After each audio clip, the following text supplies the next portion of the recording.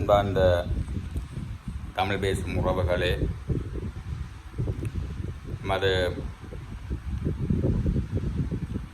இணையங்களிலே முகநூல் வாயிலாகவும் யூடியூப் வாயிலாகவும் தற்போது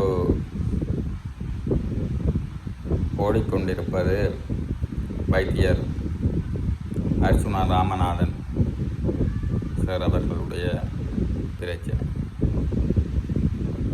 அது தென்மராட்சி மக்களுக்கு கிடைத்த பெருவெற்றி,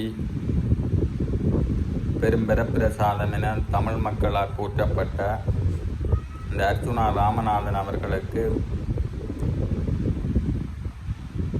ஆரம்பத்திலே பெரிய ஆர்ப்பாட்டங்கள் செய்து அந்த ஆர்ப்பாட்டங்கள் ஊடாக நம்முடைய தென்மராட்சி பிரதேச சாவச்சேரி ஆதார வைத்தியசாலைக்கு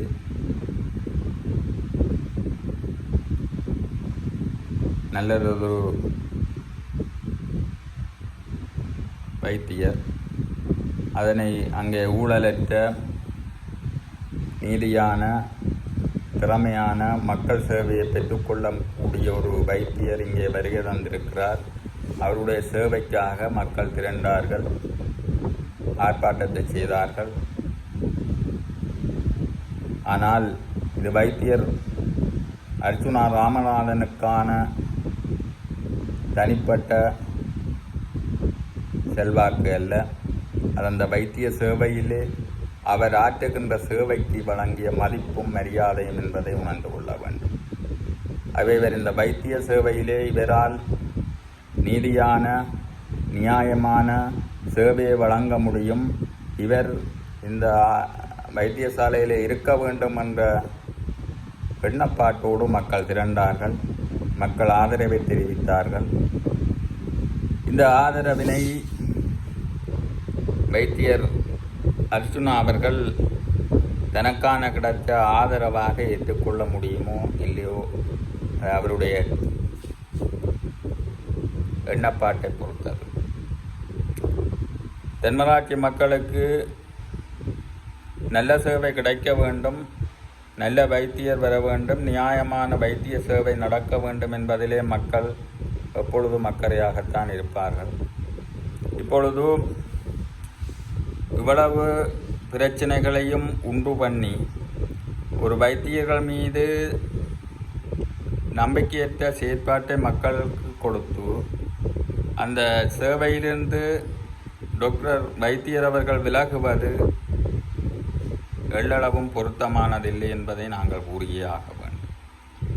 இந்த வைத்திய சேவையில் இருந்து கொண்டு தன்னால் சாதிக்கக்கூடியதை இந்த வைத்தியர் சாதிக்க வேண்டியதுதான் முக்கியமே தவிர இவ்வளவு வைத்தியர்களையும் குறை கூறி அவர் இந்த வைத்திய சேவையிலிருந்து விலகிய பொழுதும் குறை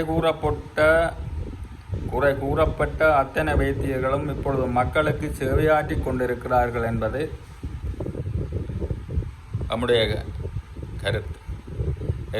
இப்பொழுது அந்த 3 நாட்களும் ஆற்றிய அந்த சேவைகள் அனைத்தும்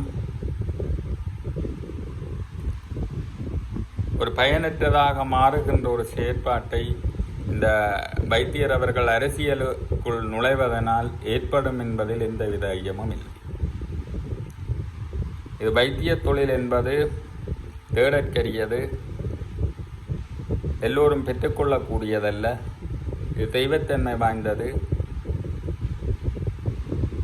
அப்படியான இந்த வைத்திய சேவையினை இவர் தூக்கி எறிந்து அரசியலுக்குள் நுழைந்து எதையும் சாதித்து விட முடியாது. தமிழ் மக்களுக்காக எத்தனையோ பாராளுமன்ற உறுப்பினர்கள் பாராளுமன்றத்துக்கு சென்றிருக்கிறார்கள், கதைத்திருக்கிறார்கள். சாதிக்க முடியாமல் ஆர்ப்பாட்டங்கள் செய்து பல செயற்பாடுகளை செய்தும் எந்தவித பிரயோசனமும் இல்லாமல் இன்று வரைக்கும் அரசியல் ஊடாக பல சுய நிர்ணய உரிமை தொடங்கி அபிலாசைகளை நீக்குவது வரைக்கும் இன்றைய வரைக்கும் போராடி கொண்டிருக்கின்ற ஒரு சந்தர்ப்பம் அனைவருக்கும் தெரியும். நிச்சயமாக எந்த பாராளுமன்ற உறுப்பினரும் சுயநிர்ணய உரிமை சம்பந்தமாகவோ தமிழ் மக்கள் சார்பாகவோ பேசாமல் இருக்கவில்லை. பாராளுமன்றத்தில் கேட்கப்படுகிறது. அங்கு ஒலிக்கப்படுகின்ற ஒவ்வொரு குரலும் நசுக்கப்பட்டிருக்கிறது அல்லது உதாசீனம் செய்யப்பட்டு கொண்டிருக்கிறது. இவர்களை விட மேலதிகமாக இனியொரு டாக்டர் அர்ச்சுனா அவர்கள் அங்கு போகின்ற பொழுது டாக்டர் அர்ச்சுனாவாக செல்ல முடியாது. பாராளுமன்ற உறுப்பினராக தமிழ் மக்களின் பிரதிநிதியாக செல்லுகின்ற பொழுது இதே பாராளுமன்ற உறுப்பினர்களுக்குள்ள அதே தகமைதான் அவருக்கும் உண்டு. நிச்சயமாக தமிழ் மக்களோடு ஒற்றித்து நின்று எதையும் சாதித்து விட முடியாது. அரசாங்கத்தோடு ஒட்டுண்ணியாக வாழ்ந்தால் மட்டும்தான் இதை சாதிக்க முடியும் என்பதை அவர் உணர்ந்து கொள்ள வேண்டும். ஆனால் இன்று வைத்திய சேவையில் இருக்கின்ற அதே மதிப்பு அரசியல் பாதைக்கு வைத்தியர் சென்று விட்டால் நிச்சயமாக அது இல்லாமல் போகும் என்பதில் எந்தவித ஐயமும் இல்லை. அரசியல் என்பது ஒரு சாக்கடை என்றுதான் சொல்லப்படுகிறது. வெற்றி தோல்வி நிச்சயமற்றது. ஒரு தேர்தல் நடக்கின்ற பொழுது நடந்து முடிந்து வெற்றி தோல்வி நிர்ணயிக்கப்படும் வரைக்கும் அது ஒரு ஸ்திரமற்ற ஒரு செயற்பாடாக இருக்கும். இப்படியான இந்த செயலை விட இத்தனையோ வருடங்களாக கல்வி கற்று தனது தந்தையாரின் விருப்பத்துக்காக வைத்திய சேவையை தேர்ந்தெடுத்தேன் என்று கூறிய இந்த அர்ச்சுனா ராமநாதன் அவர்கள்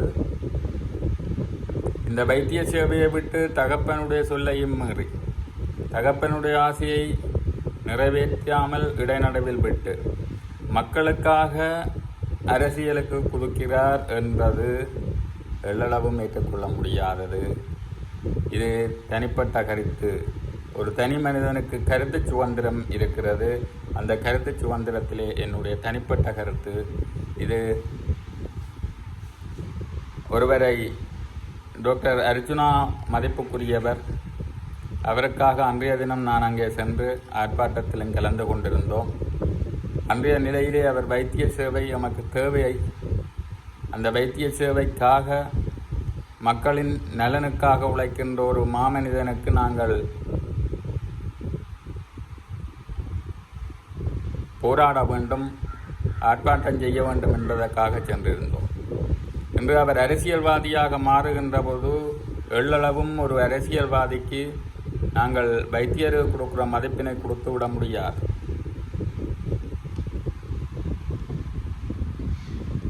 ஏனென்றால் வைத்திய சேவை அவ்வளவு புனிதத்தன்மையானது. அந்த புனிதத்தன்மைக்கும் மக்களுடைய சேவைக்கு எல்லோரும் மாற்றிவிட முடியாத ஒரு சேவை. அந்த வைத்திய சேவையை விடுத்து இவர்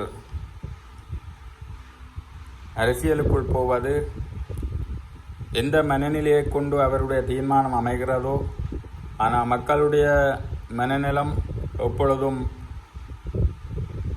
அடிப்படை தேவை,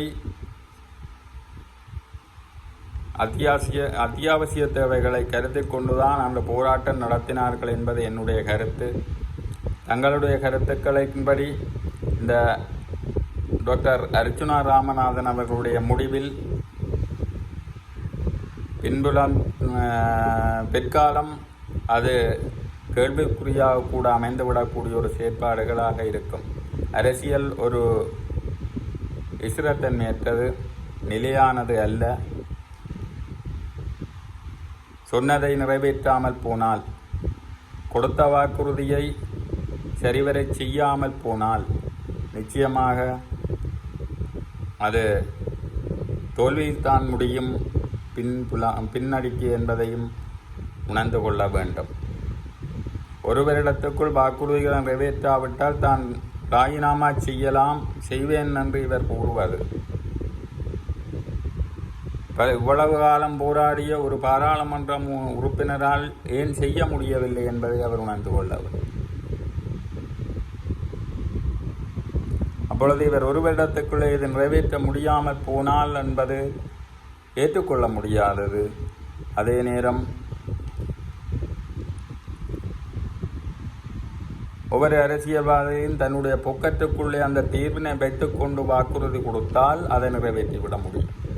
உதாரணமாக ஒரு வருடத்துக்குள் நிறைவேற்றலாம் என்றால் அவரவருடைய பொக்கத்துக்குள்ளே அது இருக்குமாக இருந்தால் அந்த ஒரு வருடத்துக்குள்ளே அதை எடுத்து கொடுத்து விடல். இது பேசி தீர்க்க வேண்டியது.